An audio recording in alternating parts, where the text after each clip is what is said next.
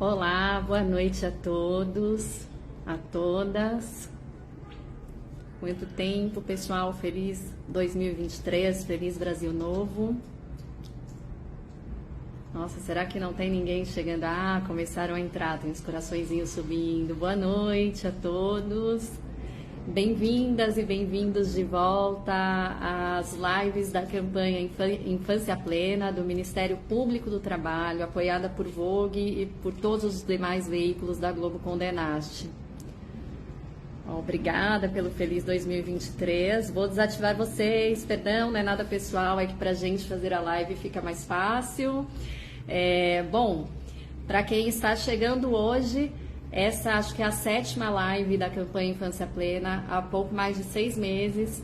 Essa campanha começou simbolicamente aqui no perfil da Vogue com uma live. A primeira, inclusive, foi sobre o papel da mídia, a nossa responsabilidade como veículos e jornalistas no enfrentamento e na erradicação do trabalho infantil, que é uma situação que cresceu muito no Brasil, contrariando as estatísticas que vinham diminuindo. Desde então a gente já falou sobre muita coisa e hoje o assunto é de enorme interesse do público de Vogue, inclusive quem ama moda tem que ter essa preocupação, mas também quem ama a sociedade, quem pensa nos direitos de crianças e adolescentes também precisa ter esse assunto em mente. Hoje a gente vai falar do trabalho escravo infantil nas cadeias produtivas, com especial olhar, como não poderia deixar de ser, para a moda. Eu acho que os convidados já estão aqui. A Fê, minha colega, já está aqui há muito tempo. A Fê já é conhecida do nosso pessoal aqui em Vogue, faz parte do time da Vogue como editora de sustentabilidade há pouco mais de 2 anos. Bem-vinda, querida. Olá, Sempre bem. boa noite a todas. Olá, Lia, muito agradecida por essa oportunidade, né, de estar aqui contribuindo com essa série de lives, de debates tão essenciais para a nossa São sociedade. pertinentes, né, Fê? Muito pertinentes. A gente que agradece a sua disponibilidade. Essa semana teve muito assunto, não só neste quadrado, mas no que é correto na moda, o que a gente tem que estar atento, não só nas questões de sustentabilidade, mas também nas mensagens que a gente passa, porque moda é linguagem. Deixa eu ver se o Ilan já está aqui. Vamos lá. Vou chamar. Enquanto isso, gente, como eu disse, vocês já conhecem a Fernanda, né? Ela já está na Vogue há pouco mais de 2 anos. Foi quem trouxe o Fashion Revolution para o Brasil. É ativista. Acho que o Ilan está entrando. Olá, doutor Ilan, seja bem-vindo. Oi, Lia. Boa noite, Fernanda. Boa noite a todos aí que estão nos ouvindo. Doutor Ilan, hoje é o representante do Ministério Público do Trabalho. Nessas lives que a gente realiza, como eu disse, há pouco mais de 6 meses, a gente sempre tem uma personalidade, alguém com muito conhecimento, como é o caso da Fernanda hoje, que vai falar, como eu disse também, do setor produtivo têxtil. Mas a gente tem também sempre um procurador que atua em campo, que conhece muito bem as dores e os desafios do trabalho de enfrentamento e erradicação ao trabalho infantil. O Ilan, ele é coordenador de defesa do meio ambiente do trabalho na Bahia e é alguém muito especializado na questão do trabalho escravo, que a gente até teve uma conversa prévia, né, nós 3 separadamente, mas sabem que quando a gente fez a primeira live deste projeto, a gente falou sobre o papel da mídia. E o que nós pontuamos ali, eu tinha 2 colegas, a Cecília Oliveira, que é editora do Intercept e do Instituto Fogo Cruzado, e a Mariana Couto, que cobre infância e adolescência, inclusive dá aula num curso de formação para jornalistas para essa cobertura, de que muitas vezes, quando a gente via, por exemplo, denúncia, desmonte de trabalho escravo, as crianças eram invisibilizadas, né? Por uma questão, claro, de cobertura, mas também por uma falha nossa, né? E nisso a gente acha que é uma forma de violação de direitos humanos, porque além de ser crime, é uma violação gravíssima de direitos humanos, que não atinge crianças e não é o caso. Então, eu vou começar com o Ilan, para ele lembrar aqui para a gente, embora a gente já tenha falado muito sobre isso, o que é o trabalho infantil, o que configura o trabalho infantil, antes mesmo de ser escravo, porque sem ser análogo à escravidão ou não, gente, trabalho infantil é crime, né? Então, por favor, Ilan, vou te passar a palavra. O trabalho infantil, de acordo com as nossas leis, é todo trabalho que é realizado abaixo da idade mínima. E aqui no Brasil, existem dois parâmetros para a gente considerar se esse trabalho é permitido ou não. Abaixo de 16 anos, só é permitido o trabalho que é um trabalho de aprendizagem. Então, o adolescente que tem 14, 15, 16 anos, ele pode vir a ser um aprendiz. Agora, a partir dos 16 anos, esse leque se amplia um pouco mais e esse adolescente ele vai poder trabalhar em algumas atividades, desde que não seja um trabalho noturno, perigoso, insalubre, ou que comprometa a moral desse jovem. Então, essa é a definição da nossa legislação. E só para reforçar o que você disse, né, Lia? As nossas leis, a nossa Constituição, elas vão dar uma prioridade absoluta a essa nossa criança e adolescente. Então, esse é o empenho de todos que trabalham nesse setor.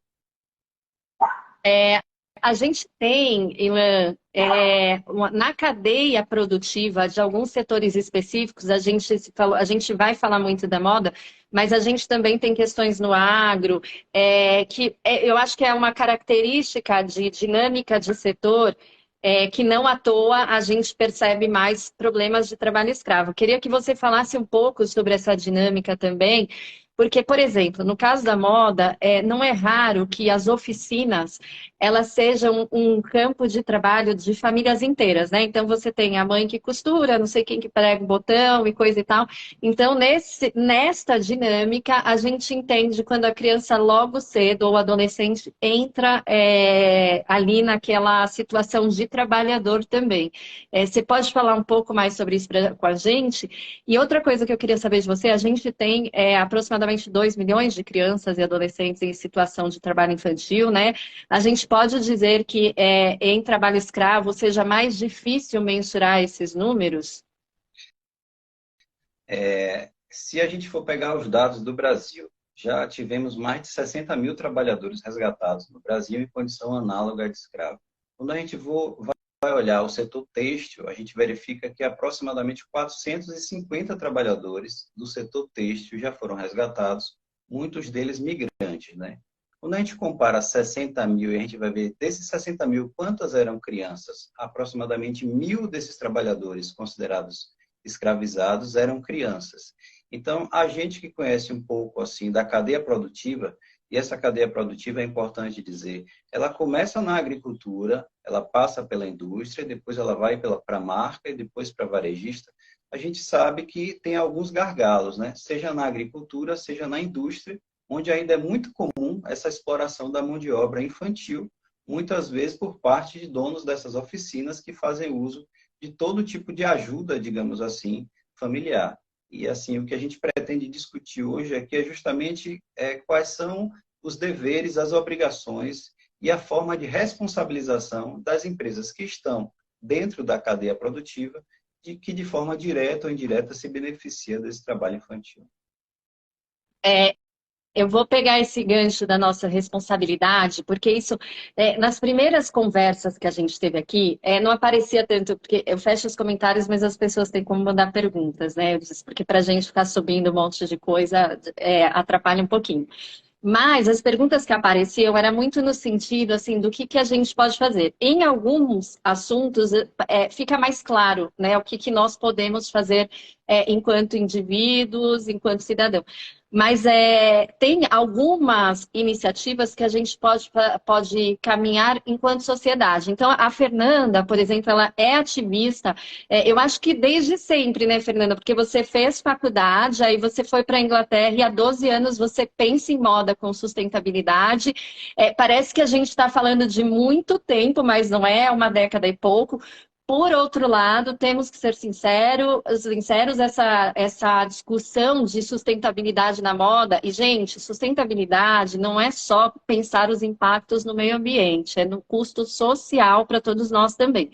Então, assim, é uma discussão relativamente recente, né? Passou a ser levada a sério. Você trouxe o Fashion Revolution para o Brasil em 2018, né? E eu queria que você contasse para nós como é que nasce esse movimento, né? Com o desabamento do Rana Plaza, que tinha ali milhares de mortos e teve uma punição, assim, não sei nem que palavra usar para os responsáveis, foi uma punição, enfim, que não vem nem ao caso mencionar, de tão leve. Então, conta pra gente como é que esse movimento nasceu, porque é um projeto importante, uma iniciativa enquanto sociedade que vem fazendo muita diferença, né? Exatamente, Lia. Então, boa noite novamente para todos. Prazer, doutora Ilan, estar aqui com vocês. Bom, acho que você já trouxe, né, que o Rana Plaza era uma fábrica. Então, assim, acho que eu gosto de começar lembrando desse acidente que aconteceu em Bangladesh em 2013. Então, esse ano, inclusive, está fazendo uma década que o Rana Plaza desabou. E o Rana Plaza era um complexo, né, que abrigava diversas confecções.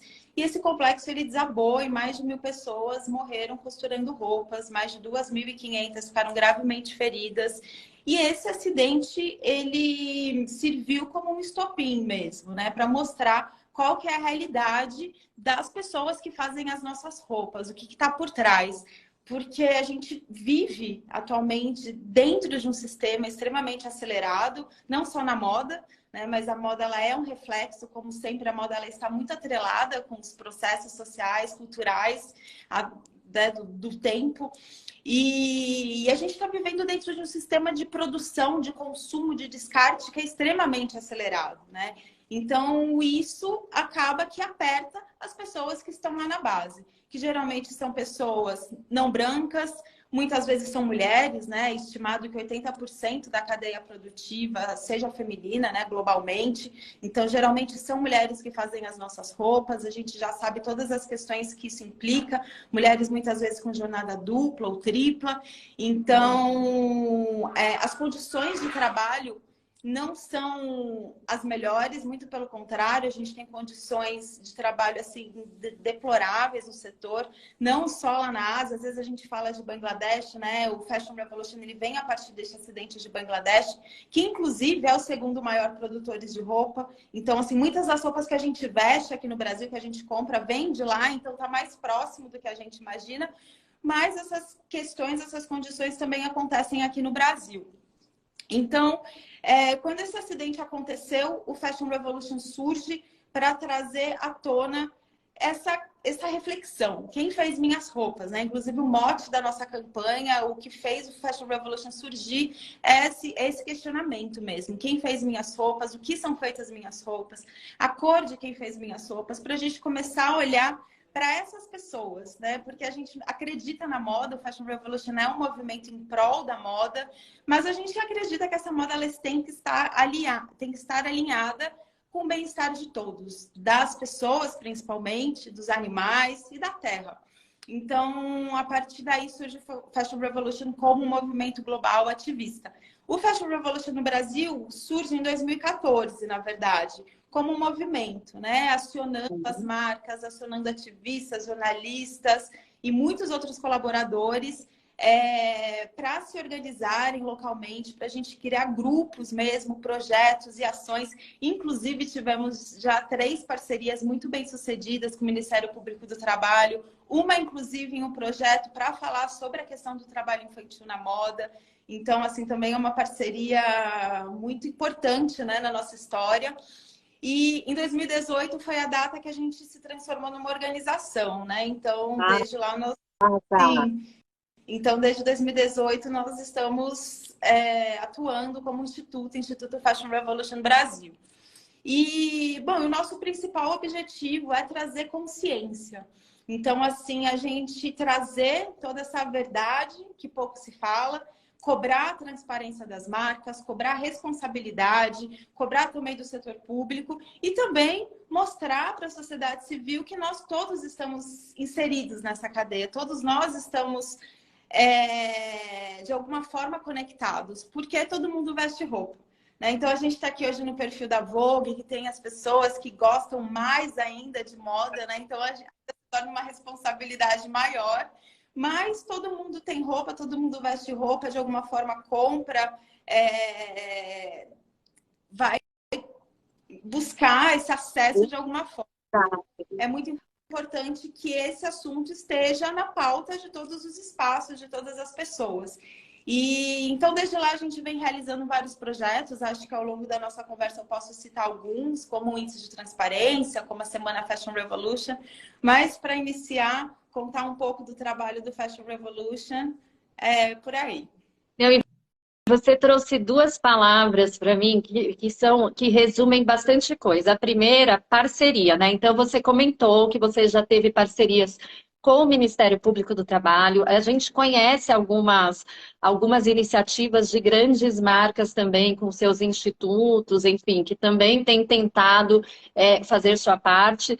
Porque o que a gente fala também desde o começo dessas conversas, durante a campanha até agora, é que esta é uma batalha muito abrangente, onde o Ministério Público do Trabalho tem um papel fundamental, mas jamais solitário. Então, assim, é por meio dessas parcerias, eu vou até pedir para o Ilan depois, mais para frente, contar para a gente como funciona a atuação do MPT nessas situações, mas é com parceria que a gente vai conseguir reduzir até erradicar.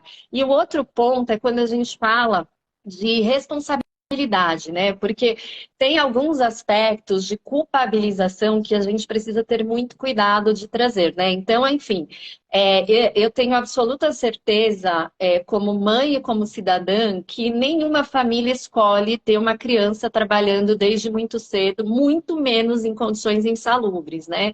Então, enfim, essas famílias, elas muitas vezes não têm outras alternativas, né?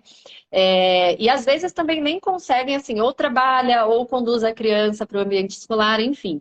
E mesmo a gente, como consumidor, né, conhecemos a realidade do país, do poder econômico, né, de como ele caiu, né? Então, a culpa não é do consumidor, mas a responsabilidade é de todo mundo, de todos nós.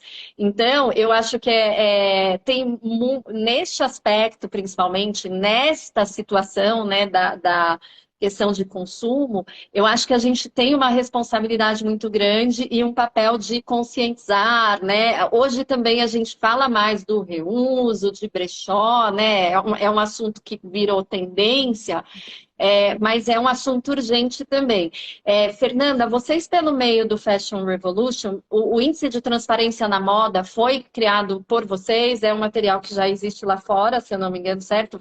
Fala um pouco dele para a gente também, porque eu acho que é um instrumento poderoso de informação, que vai ao encontro dessas duas coisas que eu falei. A gente precisa ter informação, conhecer a situação, a realidade, que não se restringe só a esta live, para então tomar partido e traçar o nosso plano de ação individual e coletivo, né?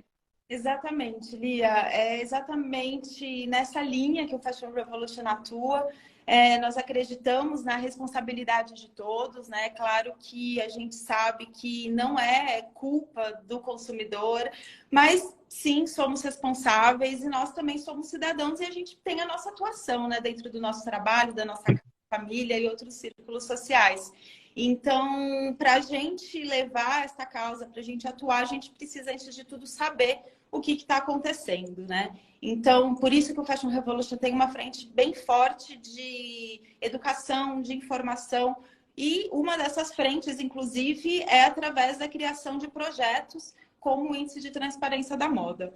Esse é um projeto que ele foi criado pelo Fashion Revolution Global, então ele existiu, começa feito pela nossa central na Inglaterra, que analisa o nível, né, a disponibilização de dados das maiores marcas globais.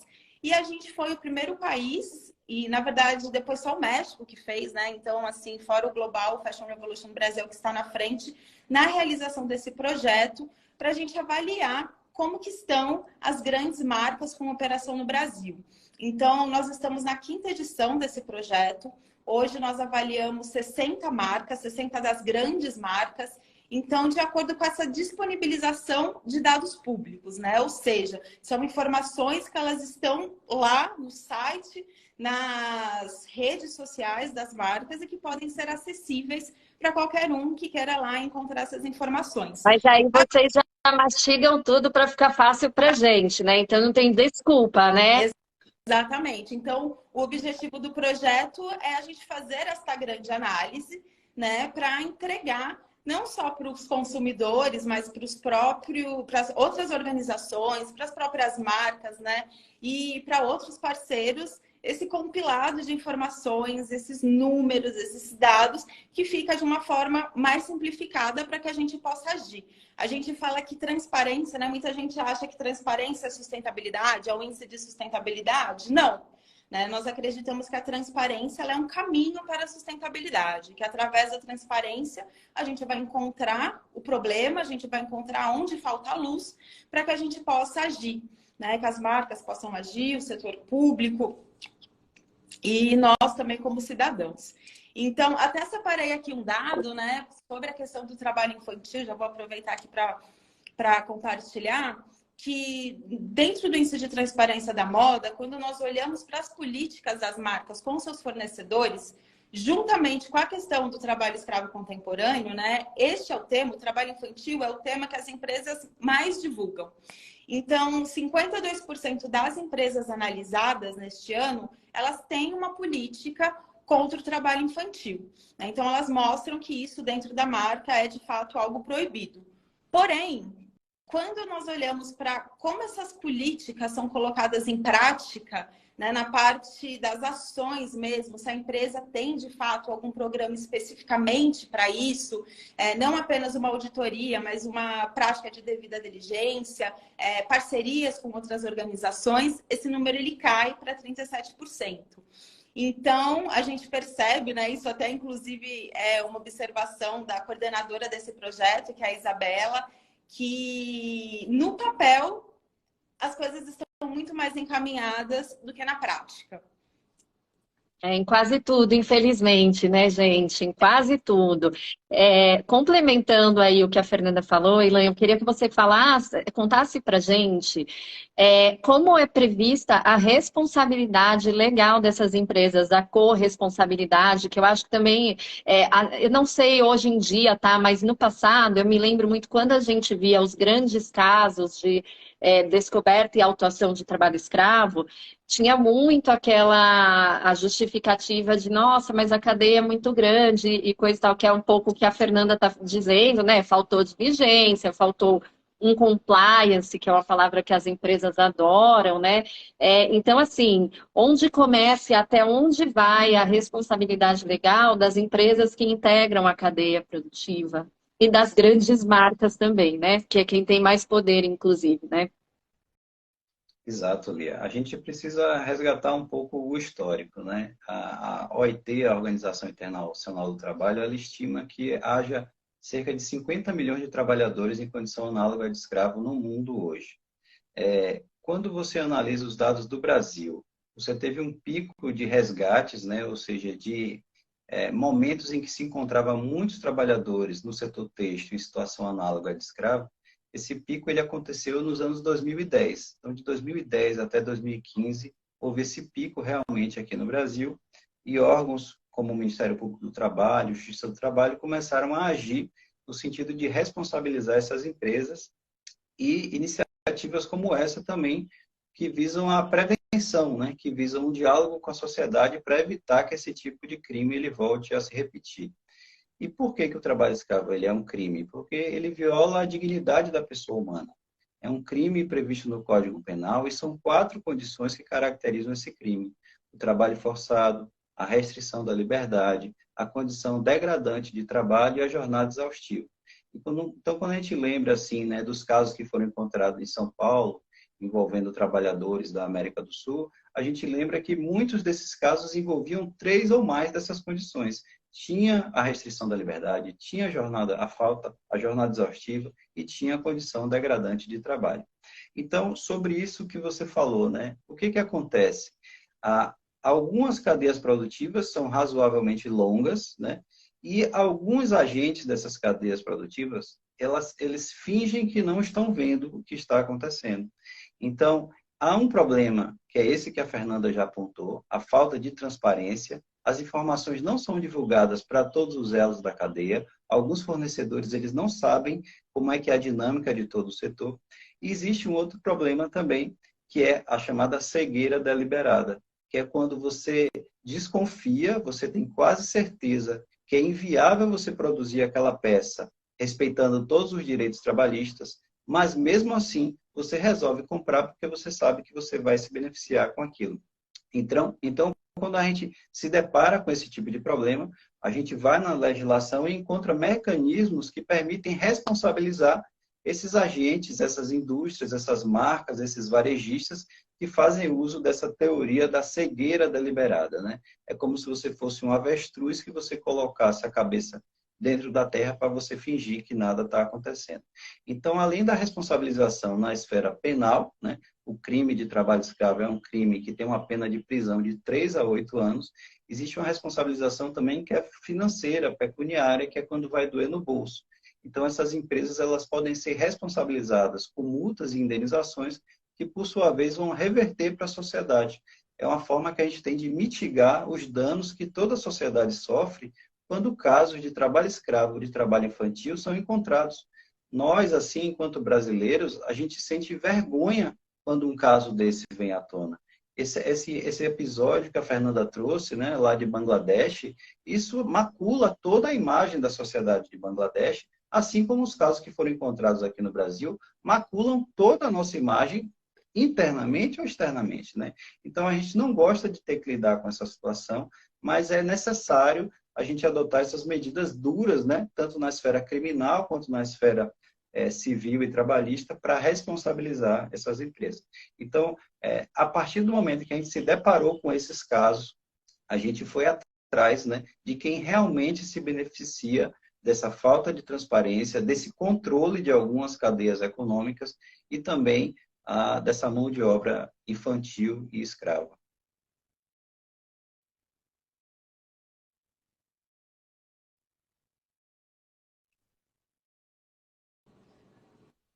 Eu não tô te ouvindo. Será que você tá muda? Desculpa, gente. A live é assim, né? Ou vocês escutam o cachorro latindo, a moto passando, ou a gente faz isso, fecha o microfone e esquece. Eu ia comentar aqui que a gente teve temos aqui algumas perguntas. Uma é um comentário da doutora Ana Maria, colega do Ilan, que está com a gente conduzindo essa campanha. E ela tem razão, que ela fala, a gente falhou também como consumidor, eu concordo, né? Nós somos responsáveis. Então, enfim, de novo, a gente sabe todo o contexto econômico e mesmo todos os estímulos que os consumidores recebem. Acho que essa moçada mais jovem vem com mais consciência, mas ainda assim, como a Fernanda falou, né? Tendência é urgência, a gente vive numa era de urgência, com informação, e moda é informação também, né? Enfim. E sim, somos responsáveis, né? E o que a Ana Maria coloca aqui, que a gente precisa fazer um trabalho de consciência social muito grande, que perpassa pela educação. Fernanda, você trouxe para a gente que o Instituto faz projetos de educação. Em que âmbito isso acontece?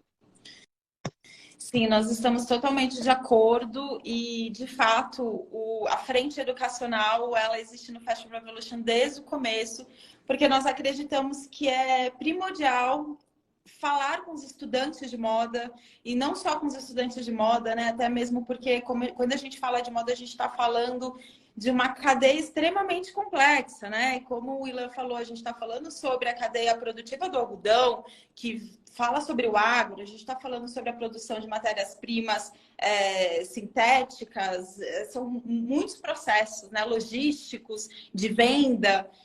Então, assim, é uma cadeia de fato muito complexa.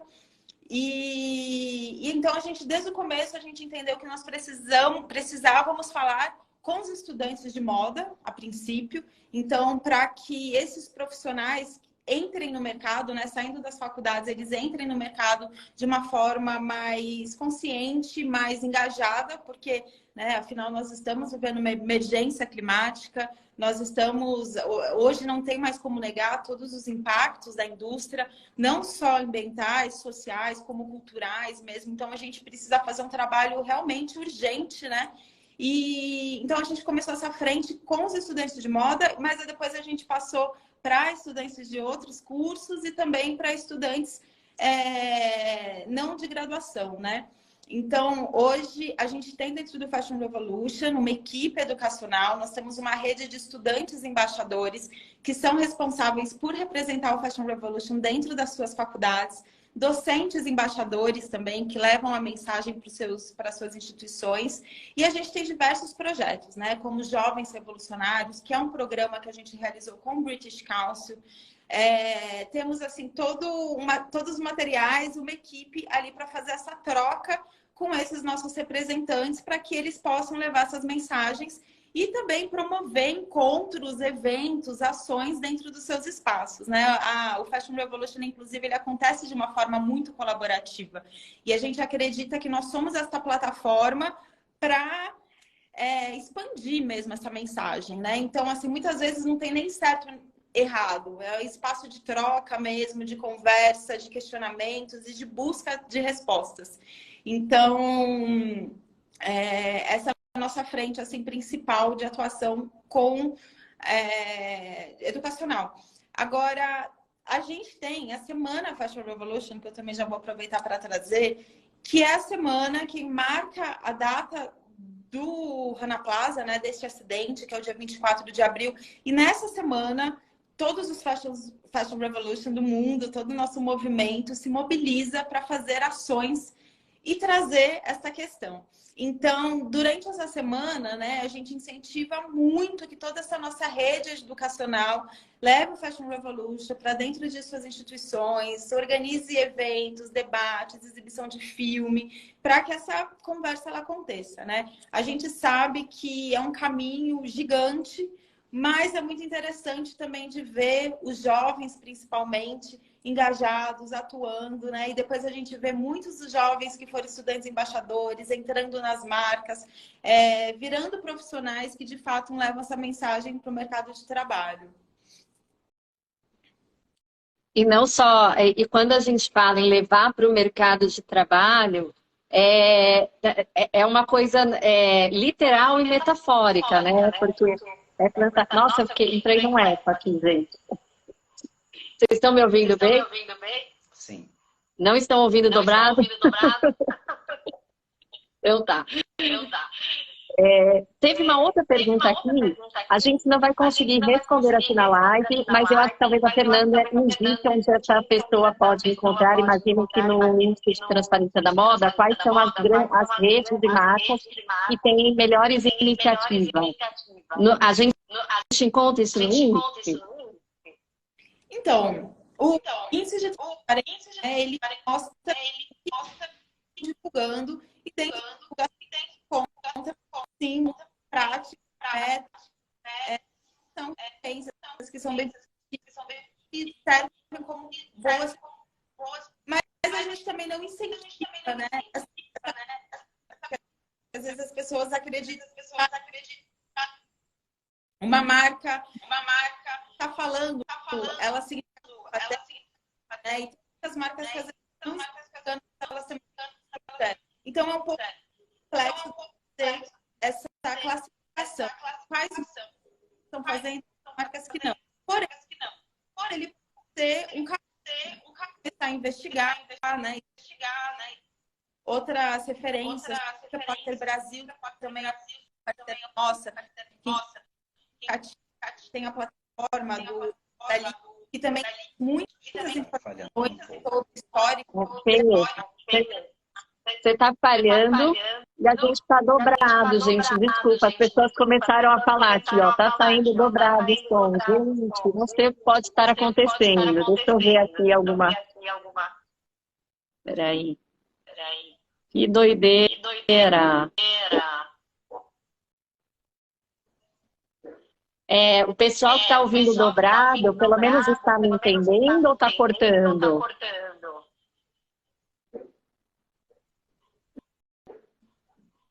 Poxa, gente, peço desculpas, porque se a gente agora parar e voltar, a gente perde esse começo. Eu estou lhe ouvindo bem, Lia. Agora a Fernanda estava falhando. Estava falhando a Fê? Deixa eu fechar aqui de novo, gente. Live, vídeo real, meu Deus. Lia, continua entre... Tá falhando. Você tá falhando, Fê. Entra de novo e você continua. Peraí, deixa eu ver que eu vou fazer o seguinte, gente. Eu vou demorar um pouquinho para voltar, que a gente vai salvar esse vídeo, porque depois ele fica disponível no YouTube do Ministério Público, no da Vogue e no dos demais veículos da Condenaste. Se a gente sair e voltar, Lia, será que é melhor? Eu acho que a gente vai precisar sair e voltar. Vou pedir uns minutinhos. Deixa eu ver alguém aqui falando comigo. Mas eu digo... Então a gente sai e volta, mas eu vou pedir uns minutos para salvar esse nosso vídeo para a gente não perder o conteúdo, tá bem? Tá legal. Eu pego aqui. Olha, eu acho... Ilan, você tá na Bahia, né? Eu tô na Eu Bahia. acho que seu celular tá dizendo, já deu, amigo, até essa hora. Mas o papo tá bom, gente.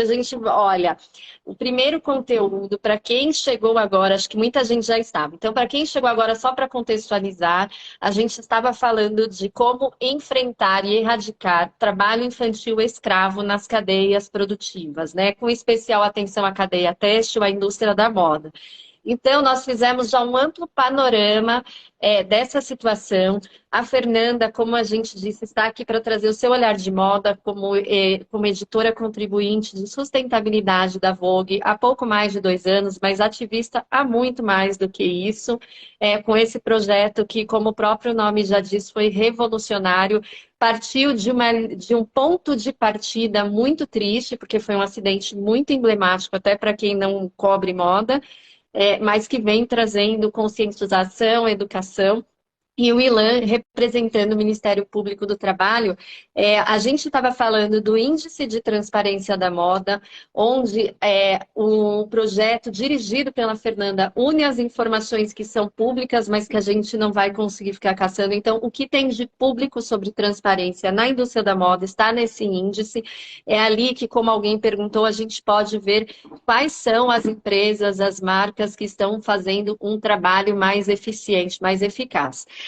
O que eu ia perguntar para você, Ilan, é como que o MPT atua nesses casos, né? Porque, assim, de um lado a gente tem os movimentos para conscientização, para consolidar a informação, mas como é que a gente faz, por exemplo, denúncia numa eventual suspeita de algum lugar onde exista trabalho escravo? A gente teve aqui em São Paulo, não foi na cadeia da moda, mas muito recente, eu imagino que há uma semana, ou foi nessa semana mesmo, num restaurante de comida japonesa, né?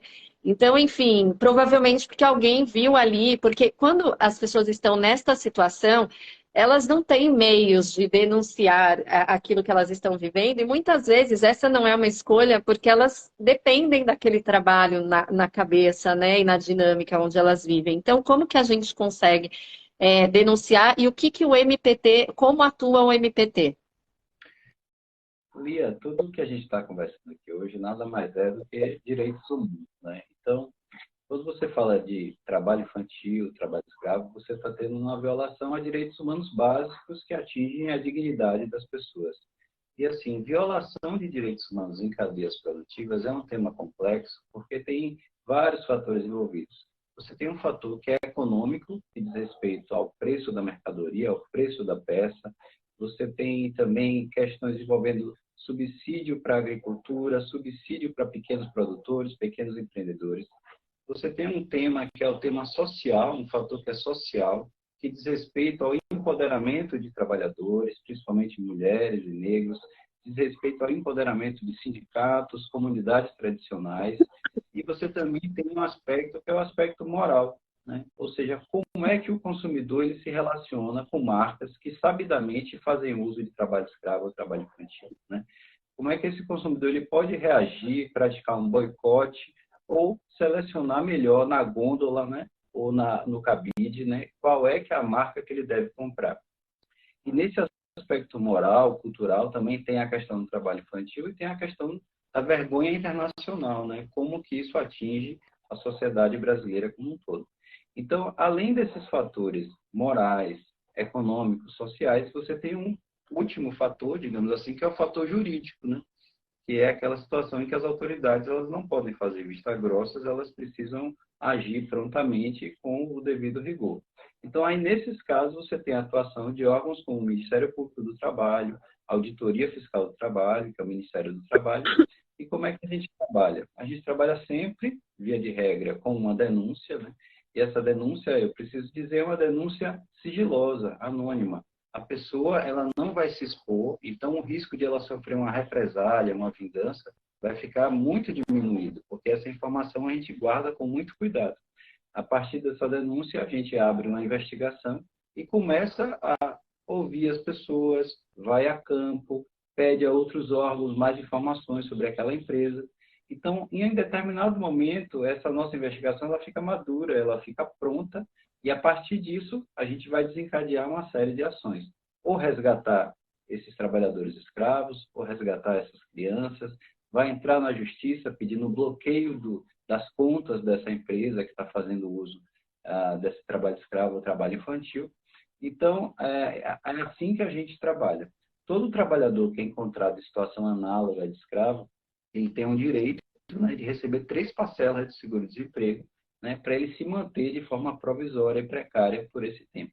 Além disso, toda empresa que é flagrada nessa condição é obrigada a pagar todos os direitos trabalhistas dele, além de indenizações. Então, essa é a nossa forma de atuação. Agora, sim, o problema é difícil, é complexo, sim, mas tem solução, né? Algumas nações já conseguiram erradicar, então elas passam anos, décadas sem ter que se deparar com esse tipo de situação. Então a gente precisa dizer o que é que a gente faz, mas também dizer que é um problema que dá para resolver. Então, se cada um de nós fizer a nossa parte, né, esses 4 eixos que eu falei para vocês, é possível realmente resolver o problema. E, Fernanda, você sente que as empresas estão mais preocupadas em conhecer a realidade dos trabalhadores que estão ali na ponta, perceber as vulnerabilidades locais? Porque elas têm esse papel fundamental também, né? E claro que, né, quando ela é pega, como o Ilan comentou, tem punições, né? Tem a exigência de multa, que a gente sabe que dói no bolso e funciona às vezes, né? Mas existe uma conscientização, você tem percebido isso, de olhar quem está ali na ponta da cadeia de moda, que é uma cadeia muito complexa? Olha, Lia, eu percebo que muitas marcas, né, que passaram por processos até traumáticos mesmo, assim, com essa questão, elas tiveram mudanças bem radicais, né? Eu acho que até os casos mais conhecidos, a gente consegue observar que houveram grandes mudanças. Porém, como o Ilan disse, são questões assim muito complexas, né? E a gente vê marcas que continuam insistindo no mesmo erro, né? A gente tem assim várias outras organizações, como a própria Clean Clothes Campaign, que mostra marcas, grandes marcas que estão ali devendo para os seus trabalhadores, que não pagam o salário mínimo, né? O justo para se viver. Então, a gente observa também que existe uma certa evolução, mas também ainda existe um longo processo para que a gente esteja livre dessa prática no nosso setor. Em termos das marcas que são analisadas no índice de transparência da moda, a gente percebe, ao longo desses anos, a gente vem realizando esse projeto já há 5 anos, a gente percebe que as marcas que estiveram desde o primeiro relatório, elas apresentam um progresso, né? Elas vêm melhorando a cada ano, a gente também, com a nossa própria experiência de trocar com essas marcas, a gente faz encontros, faz workshops, elas entendem que o caminho é esse, eu acho que cada vez está mais nítido para todos nós, como sociedade, a gente precisa trabalhar em prol de um desenvolvimento mais sustentável e trazer todas essas questões para dentro das marcas mesmo.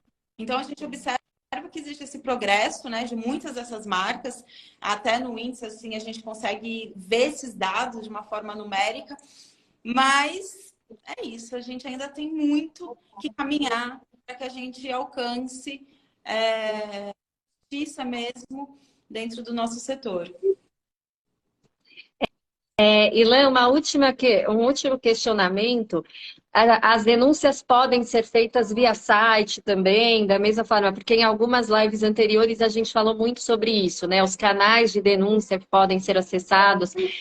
Se basta você botar o seu relato ali do que você acha que está acontecendo. Eu queria só que a gente reforçasse essa parte. E tem comentários aqui da Jana. Jana é minha amiga, acompanha nossas lives sempre. As marcas precisam fazer uma auditoria antes de contratar certas empresas. Isso é verdade. Existe, só um momento antes do Ilan responder, existe uma auditoria específica, não existe, Fernanda? Pelo menos fora de cadeia têxtil, que eu acho que foi depois do caso de uma grande marca holandesa lá atrás, bem antes daquele caso emblemático aqui no Brasil, ali em 2010, por ali. Olha, existe a BVT, né, que faz uma auditoria para certificar algumas confecções, assim, muitas das grandes marcas trabalham com o selo da BVTEX, só que para pequenas facções, confecções, existem alguns desafios para eles obterem esse selo da BVTEX. Né? Então, assim, a BVTEX é um selo bem sério, inclusive eles são parceiros nossos, a gente vem acompanhando, inclusive faço até parte do conselho consultivo da BVTEX, então a gente vem acompanhando os progressos, né, que acontecem ali dentro, mas assim, ainda não é suficiente para resolver todo esse problema, né? Existem desafios ainda assim. Voltando para você, Ilan, qual é o caminho da denúncia e o que precisa ter ali, né? Porque também pode ser que as pessoas pensem, mas eu não tenho provas, é uma desconfiança, enfim. A denúncia, quanto mais detalhada ali, é melhor. Então, o que aconteceu, quando aconteceu, com que pessoas envolvidas. Então, existem vários instrumentos onde você pode formalizar essa denúncia, seja no site do MPT, www.mpt.mp.br.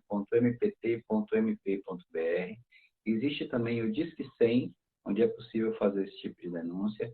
Existe também a própria ida ao Ministério do Trabalho, ao Ministério Público do Trabalho, onde esse trabalhador ele vai ser acolhido e a denúncia dele vai ser formalizada. E a Fernanda falou anteriormente de um ponto aí que é fundamental. Algumas empresas assim afirmam fazer uma prática de devida diligência e você vai consultar os programas, né, as políticas de devida diligência, de compliance, você vai ver na internet. São documentos maravilhosos, são documentos de 30, 40 páginas, coloridos, com uma boa diagramação. E aí a gente vai solicitar dessas empresas, né, fazer uma investigação, e a gente pede assim, quantos fornecedores foram auditados no último ano? Então, empresas com 400 fornecedores, a amostragem tinha 3 fornecedores auditados. Aí você pede assim, me mostra aí a capacitação dos seus funcionários em matéria de direitos humanos. Não tem, nunca foi feita nenhuma capacitação. Então, é preciso realmente que essas práticas de devida diligência sejam efetivas, né? Isso não pode ser algo apenas para os acionistas, para os stakeholders verem. É preciso que isso seja internalizado na empresa, que ela concorde que isso é algo importante, isso é algo que pode realmente fazer a diferença na vida das pessoas. Então, esse ponto aí realmente é um ponto muito importante. E o que a gente se depara também, e é especificamente no setor têxtil, né? A gente, enquanto assim, senso comum, a gente imagina que uma empresa é um lugar onde mercadorias são produzidas, serviços são oferecidos e você tem trabalhadores trabalhando, né? Então, em alguns casos, e algumas procuradoras, como a Carolina Mercante aponta isso já há algum tempo, às vezes você tem situações de empresas vazias, né? Marcas vazias. A marca ela é apenas um escritório onde ela não compra matéria-prima, ela não tem trabalhadores, ela não tem nada, ela só tem o total controle da cadeia produtiva. Então, assim, ela só tem o capital necessário para adquirir essa matéria-prima pronta. Então, diante desses casos em que, para nós, do Ministério Público, a fraude é tão evidente, a gente consegue mesmo descaracterizar isso, a gente consegue interpretar isso como uma fraude e aí imputar essa responsabilidade diretamente a essa marca ou a essa empresa, né? Então, são aspectos assim do setor texto que eu acho interessante a gente ressaltar também. Queridos, eu vou encerrar nossa conversa. Desculpem de novo a intercorrência, mas queria chamar quem está nos assistindo. Nós vamos aqui fazer uma força-tarefa para juntar os dois conteúdos, mas de qualquer modo, eles também estarão no YouTube do Ministério Público, no da Vogue, no da Glamour, no da JQ, no... Oh, meu Deus, na Casa Vogue. Gente, fiquei nervosa com esse problema técnico. Mas, enfim, queria chamar vocês que assistiram só esse pedaço, assistiram o começo também, e olhar, e também assistir as outras lives. A gente tem conteúdos publicados em todos os veículos da Condenaste. A gente, a cada 2 meses, tem um artigo no Jornal O Globo. E de verdade, eu falo porque eu pessoalmente aprendi muito com essas nossas conversas, que parece uma coisa distante da gente, que não é. Todo mundo tem uma criança, um adolescente por perto, na família, filho de amigos, todo mundo já foi criança e adolescente, então eu acho sinceramente impossível que a gente não se sensibilize, né? Essa situação tem um custo social muito pesado para todos nós, né? Para a sociedade que a gente está construindo, para quem vai viver nela no futuro. Então, é um assunto de interesse de todos nós. E a gente já falou, além de hoje falarmos de trabalho escravo infantil e nas cadeias produtivas, a gente já falou da necessidade da educação antirracista, e eu reforço uma coisa que o Ilan falou das empresas, mas também para a gente reproduzir dentro das nossas casas, dentro dos nossos ambientes de trabalho, que é a conscientização sobre direitos humanos, né? A gente vem de uma era em que eles foram muito menosprezados, né? Muito chamados de mimimi, que, como a gente disse numa outra live, mimimi é a dor que dói no outro. Então, enfim, a gente precisa criar essa cultura de olhar e educar as pessoas em geral, né? Desde as novas gerações até as maiores, sobre direitos humanos. Porque no começo, eu até comentei aqui que o trabalho infantil era crime, a doutora Ana Maria me corrigiu, e na realidade é uma grave violação de direitos humanos, né? Porque além de todos os absurdos que são óbvios, é uma situação em que crianças e adolescentes são privados de se desenvolverem, né? Perdem, tem danos físicos e emocionais, muitas vezes irreversíveis. Então, assim, se você assistiu essa live, assistam as próximas. Dessas conversas, a gente vai ter no fim dessa campanha uma grande cartilha para todo mundo baixar e distribuir. E espero que a gente, chegando lá no final, tenha números melhores para trazer. Realmente, assim, um indicativo de que evoluímos, trouxemos mais gente para o debate e que ele não se encerre, inclusive, com a campanha. Meu cachorro agora está invadindo a live. Então, assim, muito obrigada, Fê, muito obrigada, doutor Ilan, pela paciência, obrigada a vocês dois pelos ensinamentos, obrigada ao Ministério Público do Trabalho por nos dar também a chance de distribuir esse conteúdo, e obrigada a quem assistiu, foi e voltou, gente. Mês que vem tem mais uma, acho que a gente vai falar das consequências do trabalho infantil, então não deixem de assistir também. Valeu, pessoal, boa noite. Valeu, gente, obrigada.